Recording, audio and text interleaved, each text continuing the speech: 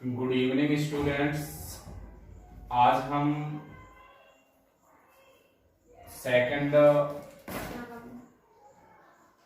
अनुप्रयोग पढ़ते हैं गॉस का, जिसकी आपकी मुख्य हेडिंग है अनंत विस्तार की समतल आवेशित अचालक चादर के निकट वैद्युत क्षेत्र की तीव्रता। सबसे पहले हम आपके इस चित्र को समझते हैं। ये एक अचालक चादर है। चालक में एक छोटा सा हम पृष्ठ लेते हैं जिसका आकार आपको दिख रहा होगा बेलन का। इसके ए पॉइंट से स्मॉल आर दूरी पर एक बिंदु P है, जिस पर हमें वैद्युत क्षेत्र की तीव्रता ज्ञात करनी है। जस्ट इसके P बिंदु के विपरीत एक अन्य बिंदु P' है, जिस पर अवकल दोनों के योग के कारण परिणामी वैद्युत क्षेत्र की तीव्रता निकलेगी और P और P' से होकर जाने वाले वैद्युत फ्लक्स की भी हम गणना करेंगे और फिर इसके बाद वैद्युत क्षेत्र की तीव्रता ज्ञात होगी।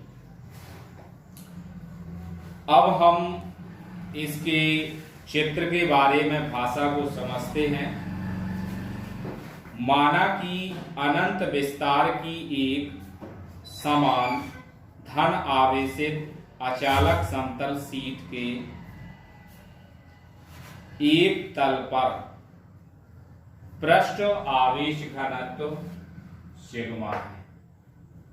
शीट के एक तल पर पृष्ठ आवेश घनत्व सिग्मा है। अनंत विस्तार की एक समान धन आवेशित अचालक समतल चादर के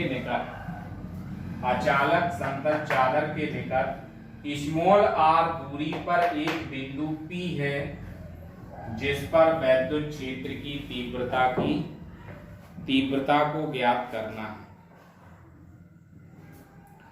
चादर के दूसरी ओर एक बिंदु P' है।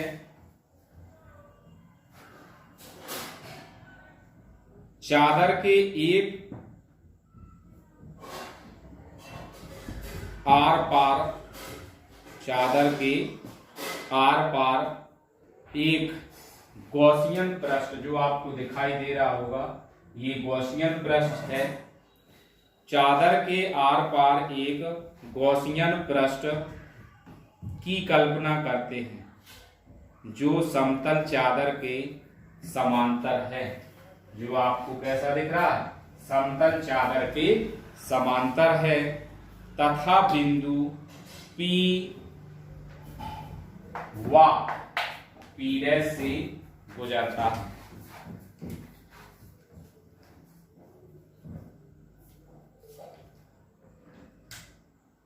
चादर के समीप दोनों ओर सभी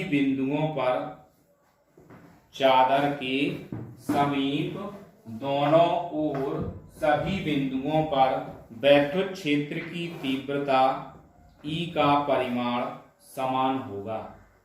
वैद्युत क्षेत्र की तीव्रता E का परिमाण समान होगा तथा दिशा चादर के अभिलंबवत बाहर की ओर होगी। अतः अब इसके बाद हम यहां आपका लिखते हैं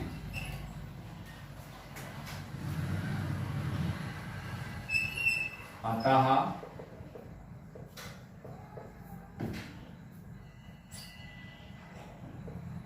चादर के दोनों ओर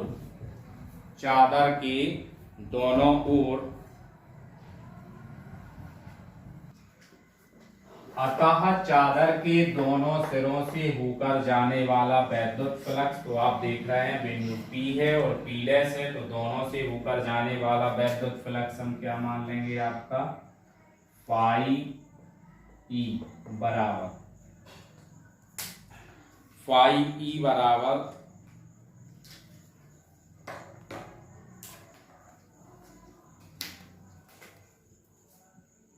समाकलन A E vector dot D A vector plus समाकलन A E vector dot D A vector.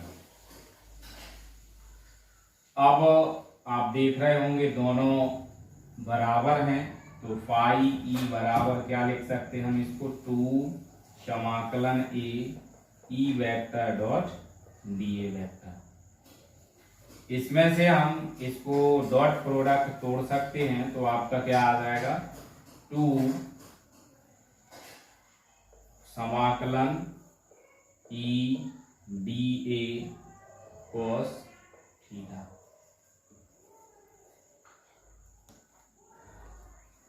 चूंकि ई वेक्टर और डीए वेक्टर एक दूसरे के समांतर हैं, तो थीटा बराबर आपका कितना होगा, 0। तो इसी को हम फाई ई बराबर क्या लिख सकते हैं आपका, 2 समाकलन ए डी ए और कॉस 0 बराबर कितना हो जाएगा, 1। अब आपको ये ध्यान रखना है कि डी ए आपका क्षेत्रफल है और क्षेत्रफल का हम डी ए बराबर क्या लिख सकते हैं, पूरी प्लेट है तो उस प्लेट का क्षेत्रफल क्या निकाल सकते हैं, यहां लिख देंगे चूंकि डी ए बराबर ए, अतः फाई ई बराबर क्या आ जाएगा आपका, 2e ए। समीकरण नंबर 1। अगला क्या लिखेंगे, गॉस की प्रमेय से क्या आ जाएगा, फाई ई बराबर क्यू अपॉन एप्सिलॉन नॉट। चूंकि सिग्मा बराबर क्या होता है, क्यू अपॉन ए, तो क्यू बराबर क्या निकाल सकते हैं यहाँ, सिग्मा इंटू ए। तो आपकी गॉस की प्रमेय क्या बन जाएगी, फाई ई बराबर sigma A upon epsilon not. समीकरण नंबर 2। अब हम समीकरण 1 व 2 के आप देखेंगे LHS दोनों के कैसे हैं, बराबर। हम क्या लिख सकते हैं, समीकरण 1 व 2 से, समीकरण 1 व 2 से आपका क्या आ जाएगा, 2e ए बराबर sigma A upon epsilon not. क्षेत्रफल से क्षेत्रफल कैंसिल हो जाएगा, तो ई बराबर आपका सूत्र क्या हो गया, प्राप्त हो गया, सिग्मा अपॉन 2 एप्सिलॉन नॉट। ये आपका अनंत विस्तार की समतल आवेशित अचालक चादर के निकट विद्युत क्षेत्र की तीव्रता का फॉर्मूला हमने गॉस की प्रमेय का उपयोग करके ज्ञात किया है। इसके बाद हमें इससे आपको E बराबर सिग्मा अपॉन 2 एप्सिलॉन नॉट, इससे यह स्पष्ट होता है कि चादर के निकट सभी बिंदुओं पर विद्युत क्षेत्र की तीव्रता E समान होगी, क्योंकि इस सूत्र में देख रहे होंगे आप, दूरी का कोई नामो निशान नहीं है, अर्थात दूरी से कोई लेना देना नहीं है। यदि धनावेशित अचालक चादर के समीप किसी बिंदु पर विद्युत क्षेत्र की दिशा ज्ञात करनी हो, तो चादर के लंबवत तथा चादर से दूर की ओर को दृष्ट होगी।